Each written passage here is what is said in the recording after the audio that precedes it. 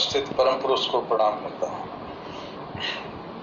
आज के विमर्श का विषय है साधना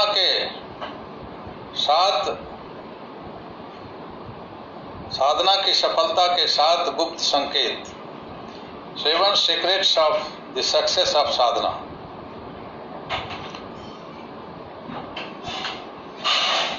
भगवान सदाशिव से एक बार पार्वती ने परिप्रश्न किया कि भगवान साधना की सफलता के रहस्य क्या है।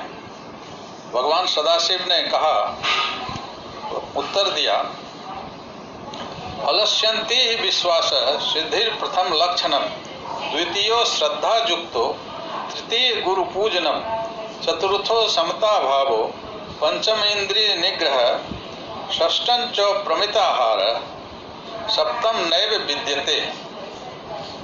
पहला विश्वास, दूसरी श्रद्धा, तीसरा गुरु पूजनम, चौथा समता भाव, पांचवा इंद्रिय निग्रह, छठा प्रमिताहार और 7वां के बारे में भगवान शिव ने कहा इसका उचित रूप से परिपालन करने के क्रम में 7वां की जरूरत नहीं है।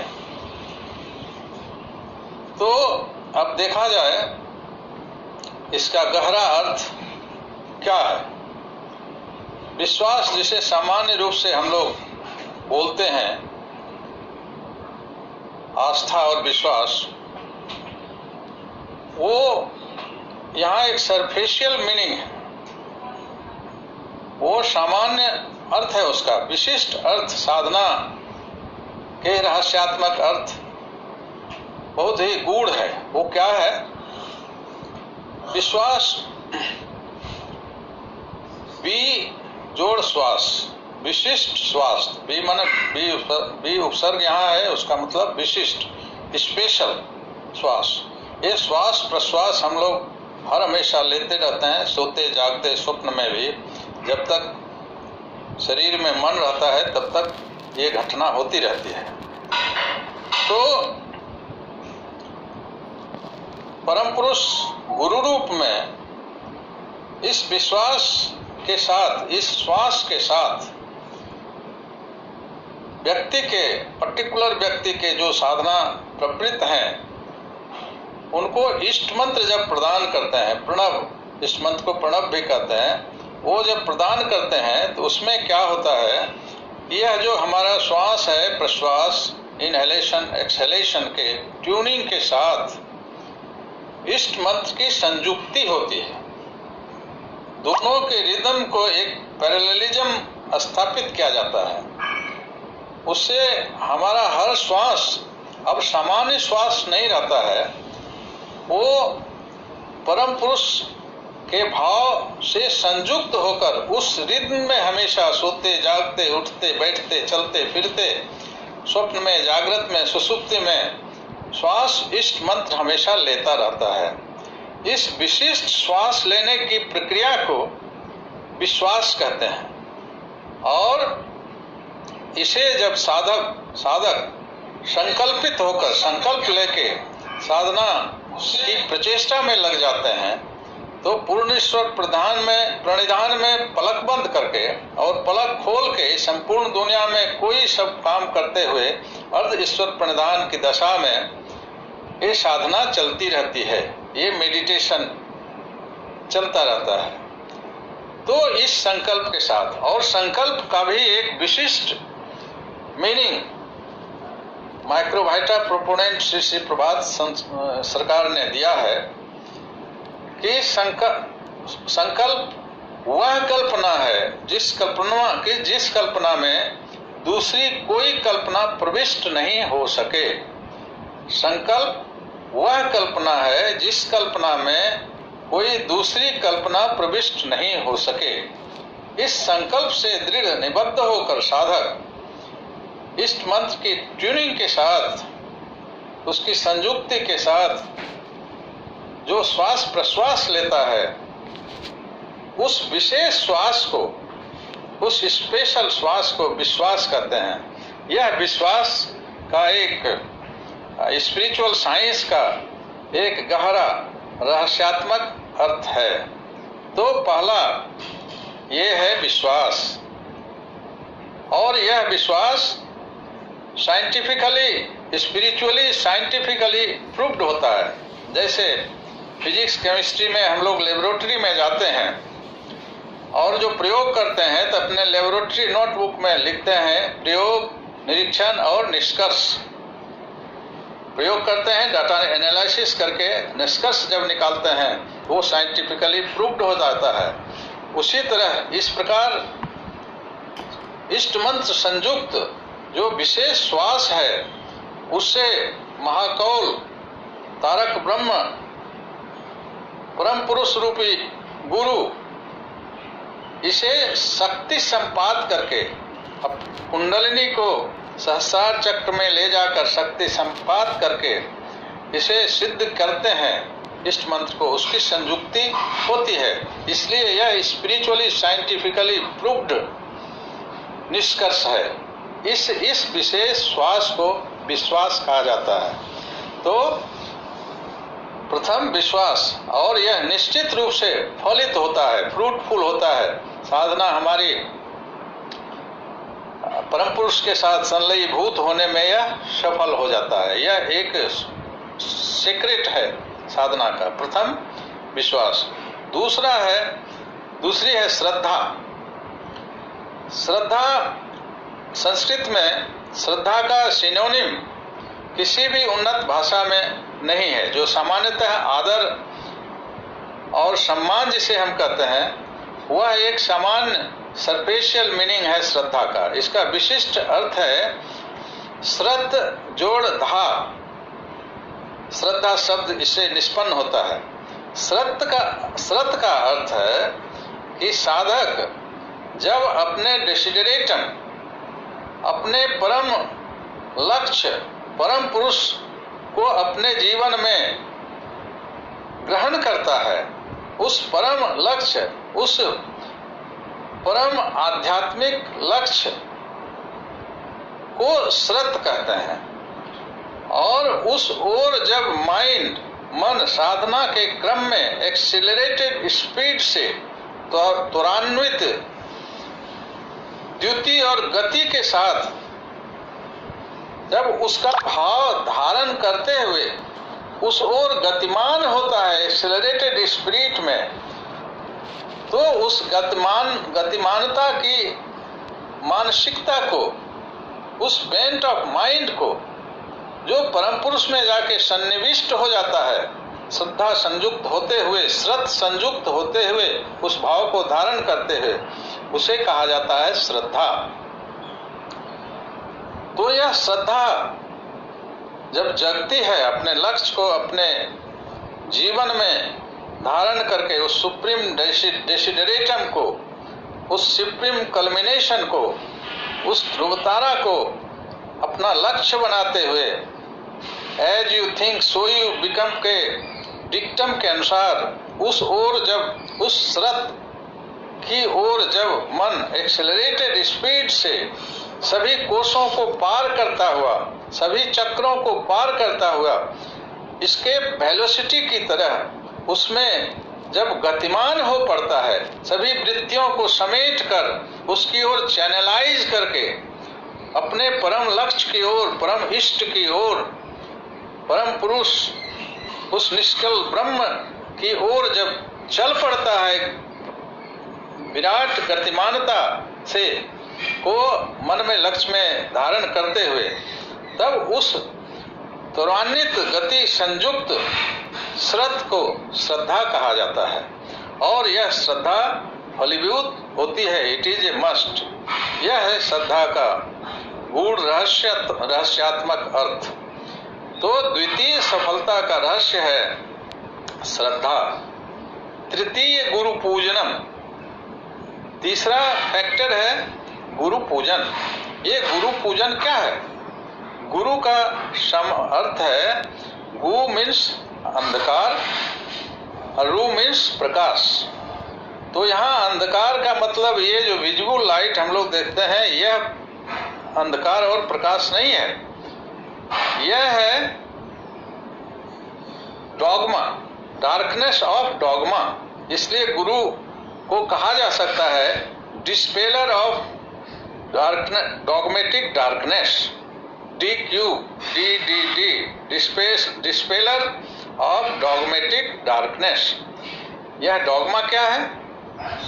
मन जो हमारा है, यह पंचकोशात्मक मन, जिसमें काममय कोश से हिरण्यमय कोश तक के 5 विभिन्न कोश हैं।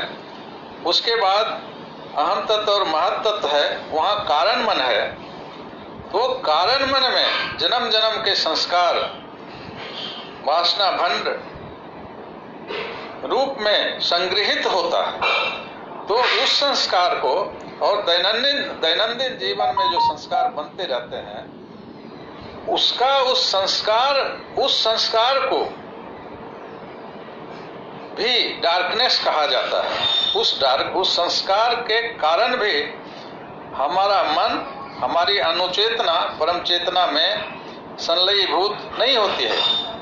दूसरा मीनिंग है डॉगमा का सामान्य अर्थ है भाव जड़ता। हम लोग फिजिक्स में पढ़ते हैं जड़ता 2 प्रकार की होती है, इनर्शिया, एक स्टैटिक इनर्शिया, एक काइनेटिक इनर्शिया। तो स्पिरिचुअल साइंस में भी भाव, वो वस्तु की जड़ता होती है, फिजिक्स की जड़ता। ये है मन में जो हमारे विभिन्न भाव हैं, उसका जो जड़त्व है काइनेटिकली और स्टैटिकली होता है। उस भाव जड़ता का स्टैटिक अर्थ है अंधविश्वास, फिजिकल मीनिंग, और उसका साइकिक मीनिंग है भाव जड़ता। भाव क्या है? जैसे छोटे छोटे जात पात, काला गोरा, ऊंचा नीचा, जेंडरिज्म, औरत मर्द, और इस प्रकार के जितने भी सबऑर्डिनेटेड कॉपरेशन का जो एक्सप्लॉइटेटिव मेंटल डार्कनेस है, जिसके कारण मनुष्य के मन में चाहे तो सुपीरियरिटी कॉम्प्लेक्स हो जाता है या इन्फीरियरिटी कॉम्प्लेक्स हो जाता है। इसका एक विशेष स्पेक्ट्रम हम लोग देखते हैं भारत में तो प्रचुर रूप में, बाहर में भी, अमेरिका में भी श्वेत अश्वेत का जो अभी घटना हुआ, वो क्या है? भाव की जड़ता है। ये काला और गोरा मन का भाव, काला और गोरा कोई होता नहीं है। ये मेलानिन का एक साइंटिफिक फैक्टर है कि स्किन काला हो जाता है, उससे मन पर कोई असर नहीं पड़ता है। तो इस प्रकार भारत में तो अनेक जाति पाति, ऊंच नीच जितना है, जिसका विखंडन है। ये केरल में ये अयप्पा भगवान वाली कथा, ये मनु महाराज का जो ये एक्सप्लॉइटेटिव डार्कनेस है, जिससे भारत के तमाम सामान्य जन, विशिष्ट जन भी उस भाव जड़ता से इतना आकंठ आग्रस्त हैं कि उसका मन बिल्कुल इस डॉगमा से भरा हुआ है। यह जो साइकिक डॉगमा है, यह जो मानसिक डॉगमा है, जिसके कारण इस डॉगमा के अंधकार के पार हमारा मन लाख प्रयास करे, वो जा नहीं सकता है।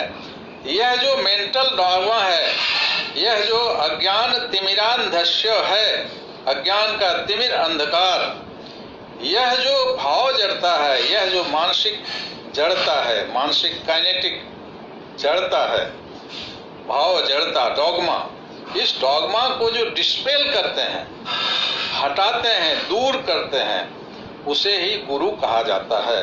गु मीन्स अंधकार, रू मन प्रकाश, वो मेंटल डॉगमेटिक डार्कनेस, इस डार्कनेस को जो दूर करता है उसे गुरु कहते हैं। गुरु का ये विशिष्ट मीनिंग।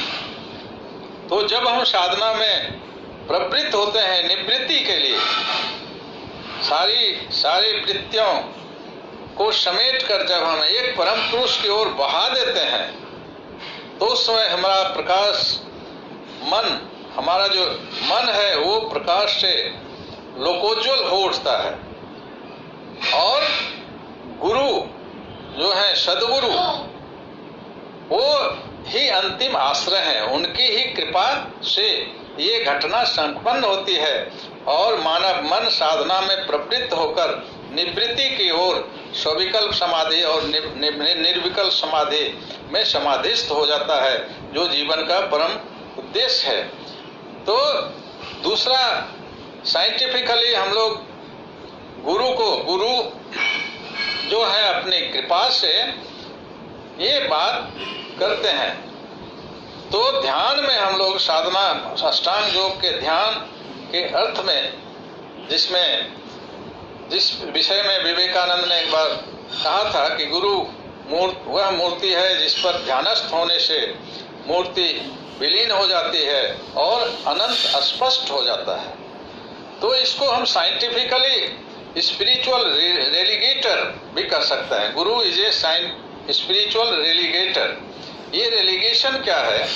रेलीगेशन है, हम लोग जानते हैं, फिर केवल दोहरा लें कि जैसे बर्फ के एक स्लैब को आप रख दीजिए और 2 महीन तार को अगर 1 महीन तार के 2 छोर पर अगर हम लोड कुछ दे दें 500 ग्राम, तो तार की सिल्ली पर जब वो बैठता है तो उस लोड के कारण तार नीचे धंसता जाता है और वह बर्फ पुनः ऊपर में बर्फ बनते जाता है। इसलिए रेलीगेशन को पुनर्हिमायन भी कहते हैं, पुनः जम गया और वो तार उस बर्फ की सिल्ली के तल पर चला जाता है।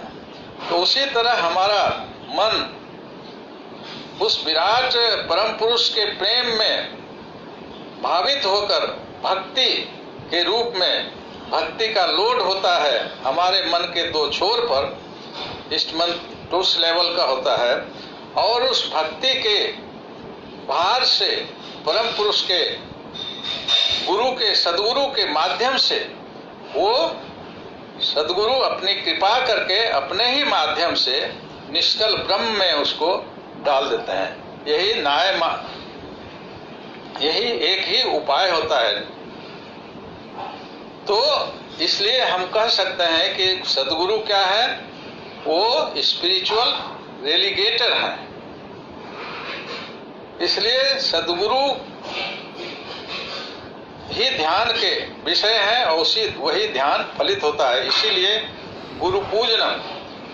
और सामान्यतः सदगुरु वे होते हैं जिनके शिष्य को जीवन और जगत में और किसी भी गुरु की आवश्यकता नहीं रहते है, जहाँ जीवन और जगत के तमाम आयाम में। और गुरु को हम एक ढंग से साइंटिफिकली ये स्पिरिचुअल एस्केलेटर भी कह सकते हैं। एस्केलेशन में क्या होता है? हम लोग एस्केलेटर पर पैर केवल रखते हैं और सीढ़ी चलते हुए हमको जहां जाना है वहां पहुंचा देती है। तो इस ढंग से स्पिरिचुअली अगर हम लोग इस नैरेटिव को एक्सप्लेन करें तो हमारा फिजिकल, मेंटल और स्पिरिचुअल लाइफ है।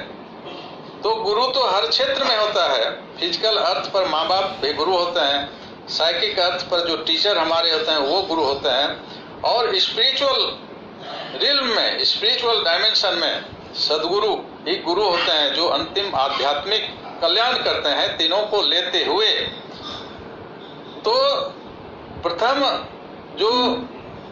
गुरु जो है माता पिता और जो है उसको हम कह सकते हैं, ये जो सामान्य सीढ़ी हम लोग घर में रखते हैं वो है जिस पर डंटे पर डंटा रख के पैर को चलना पड़ता है। और साइकिक जो टीचर होते हैं, टीचर लेक्चरर हमारे जीवन में 1 डायमेंशनली, उसको भी हम मन की अध्ययन मनन करके माने स्लोप वाला जो सीढ़ी है उससे हम तुलना कर सकते हैं। और तृतीय ये जो स्पिरिचुअल गुरु हैं, ये जो स्पिरिचुअल रेलीगेटर हैं, उस पर केवल अपने समस्त साधना के समस्त अंगों को पुष्ट करते हुए जब हमारा मन केवल उन पर अपने को पूर्णतः समर्पित कर देता है तो वो एज ए सुप्रीम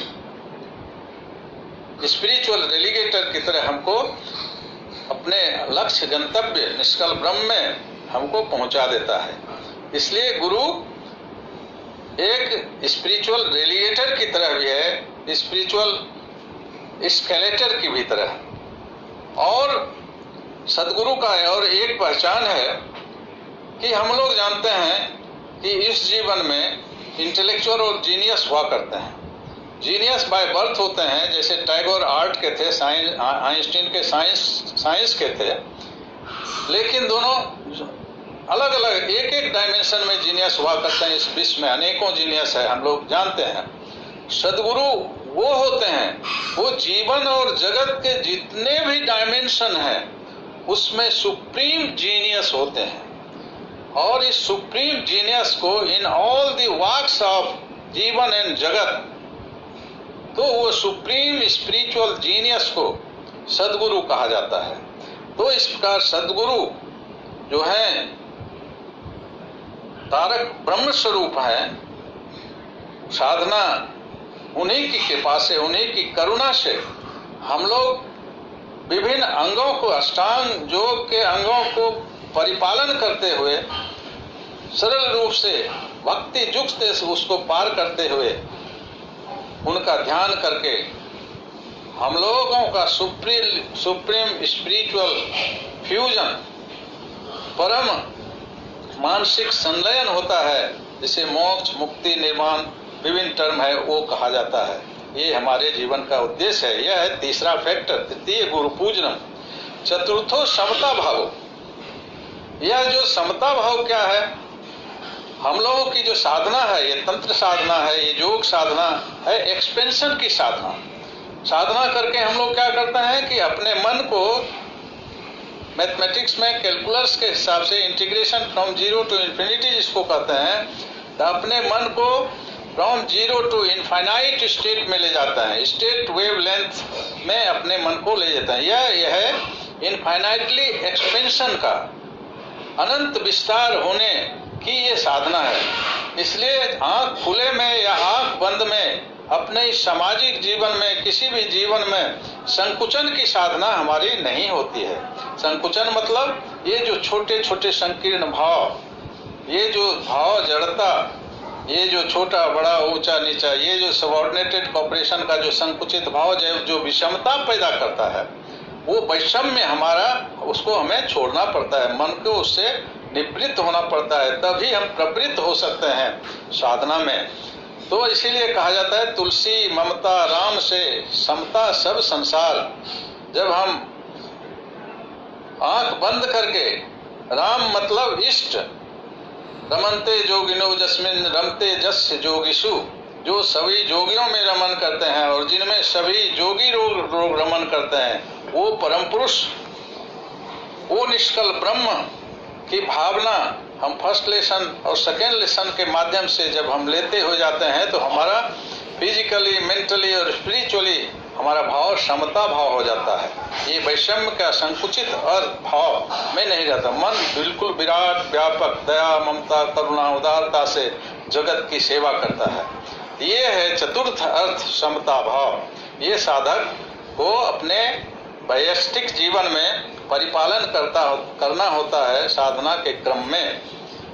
इसे तो हम लोग जानते भी हैं, और इसकी कमी के कारण समूची दुनिया में क्या क्या वितंडा हो रहा है हम लोग जानते हैं। इसलिए साधक spiritual science is not a religiosity, क्योंकि रिलीजियोसिटी अपने आप में वैषम्य स्थापित करता है।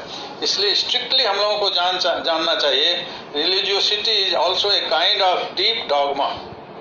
तो यह समता भाव मन में रखकर साधना में अग्रगति होती है, तीव्र अग्रगति प्रगति होती है, और हम अपने लक्ष्य में स्थापित होते हैं। ऐक्य भाव मन और अनुचेतना परम चेतना में एकीभूत हो जाता है।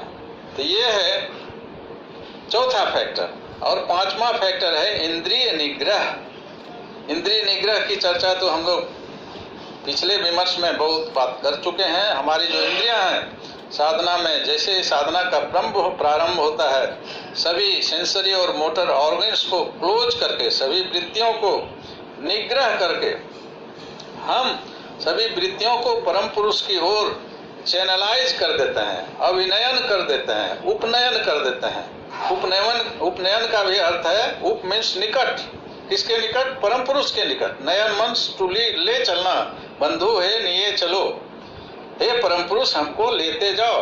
और हम क्या करते हैं, अपने अपने मन को अंतर्मुखी करके अपने तमाम वृत्तियों को, जो सभी इंद्रियां संलिप्त होती हैं एक्सट्रोवर्शियल स्पेस में, उसको इंट्रोवर्ट करके विभिन्न शुद्धि के माध्यम से हम लोग अपने मन को सैंक्टिफाइड करके, विशुद्ध परिशुद्ध प्योर करके सभी कोषों को पार करते हुए उस इंद्रिय निग्रह को परम पुरुष की ओर नियोजित करते हैं और उस ओर ले चलते हैं।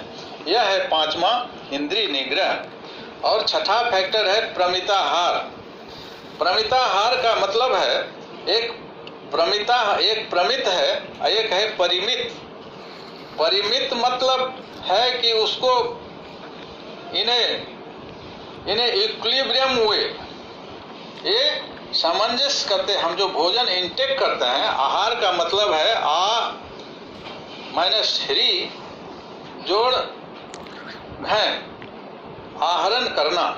जो तमाम चीजें हम इस संसार से, इस विश्व ब्रह्मांड से इंटेक करते हैं, तो व्यापक रूप से भाव रूढ़ार्थ में उसे आहार कहा जाता है। लेकिन यहाँ मतलब है कि आहार तो हम लोग विभिन्न पंच महाभूत का भी लेते हैं, लाइट, एयर, इस सब चीज को इंटेक करते हैं। लेकिन यहाँ जो फूड इंटेक के बारे में स्पेशली कहा गया है, तो फूड इंटेक हमारा प्रमित आहार क्या होगा कि मात्रा में भी संतुलित होना चाहिए और न्यूरिशमेंट में मतलब रिच फूड होना चाहिए। एक मतलब सात्विक भोजन प्लस अनाहत भोजन। अनाहत शब्द बहुत ही अभिप्रेत करता है, बहुत डीप इसका अर्थ है। अन जोड़ आहत, अन मीन्स नॉट और आह मतलब उस भोजन में किसी का आह नहीं होना चाहिए। किसी जो जहाँ से भोजन हम प्राप्त करते हैं वहाँ किसी का शॉक वेव नहीं होना चाहिए। और तो जब लगाते हैं तो आहत हो जाता है।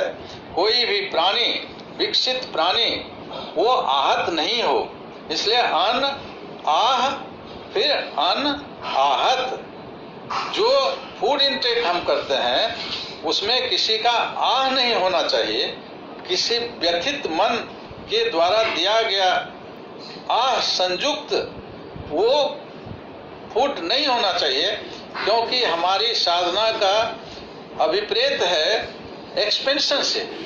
जब दुखी हृदय के हाथ से कोई अन्न हम ग्रहण करते हैं, उसमें एक संकुचित शॉक वेव की बात होती है और एक्सपेंशन के ट्यूनिंग में वह फिट नहीं करता है। इसलिए किसी का शॉक वेव उसमें नहीं होना चाहिए, उसके आह का तरंग उसमें संयुक्त नहीं होना चाहिए। और आह जोड़ तो आहत, इसमें तीन वर्ड बनता है, अनाहत, अन आह और आहत। आहत मंस किसी का उसमें उसके अकाल में इमैच्योर्ड वे में उसका प्राण जाना नहीं चाहिए, आहत नहीं होना चाहिए। इसको ध्यान रखते हुए और ये सात्विक भोजन प्लस अनाहत भोजन को ध्यान में रखते, इसके गुणार्थ को, इसके भावार्थ को ध्यान में रखते हुए एक ग्रेडेशन लिस्ट के अनुसार हमको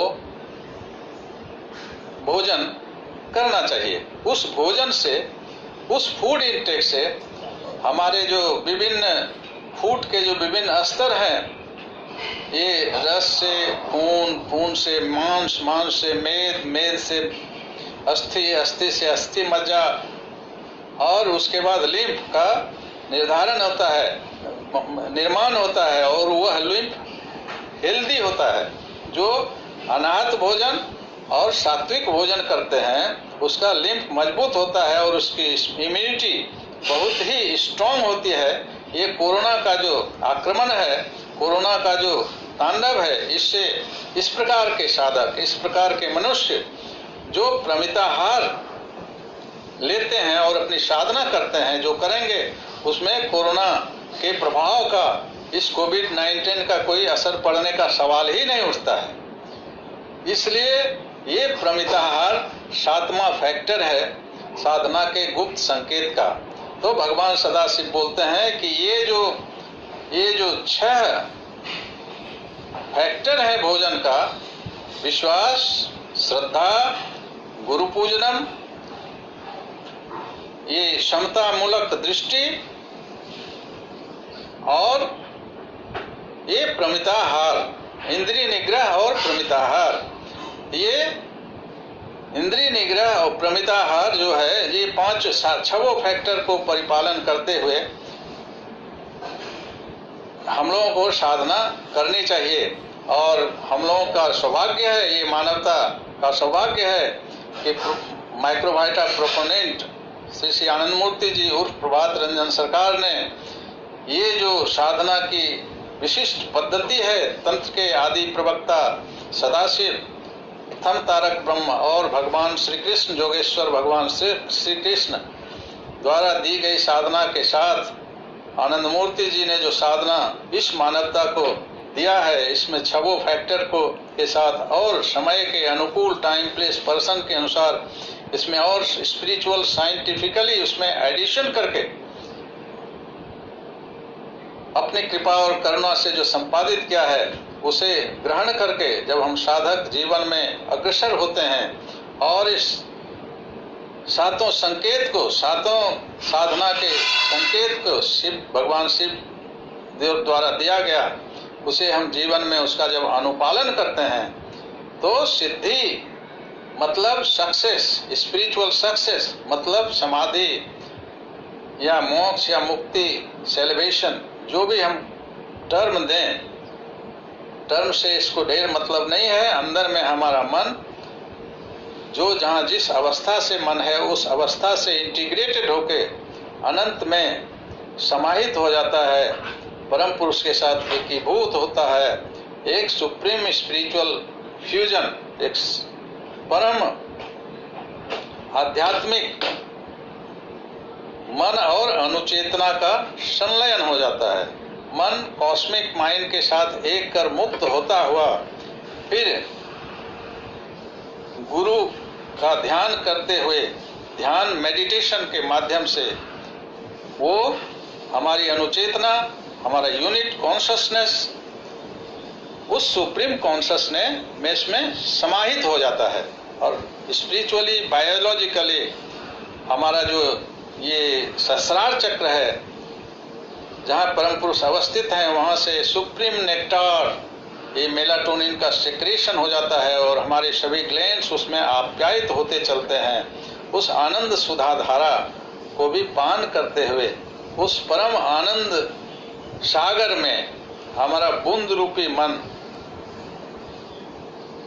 समा जाता है। और यही हमारे जीवन का परम उद्देश्य है और यही है साधना के गुप्त 7 संकेत, 7 secrets of the success of साधना। साधना के 7 गुप्त संकेत, इसका अनुपालन, इसका परिपालन करके हम अपने जीवन को, कोई भी मनुष्य, कोई भी बच्चा, कोई भी तरुण उम्र के किसी पड़ाव पर पड़े हुए मन इस सरल आध्यात्मिक माइक्रोवाइटमिक साधना को अपने जीवन में परिपालन कर अपने महत उद्देश्य, परम उद्देश्य में इसी खंड जीवन में थोड़े ही समय में इसका अभ्यास करके उसमें जाया जा सकता है। तो यही आज के विमर्श का विषय था, साधना के 7 संकेत, 7 सीक्रेट्स ऑफ सक्सेस ऑफ साधना। तो परम पुरुष को पुनः प्रणाम और आप लोगों के हृदय पर अवस्थित परम पुरुष को प्रणाम करते हुए विमर्श को आज विराम देता हूँ।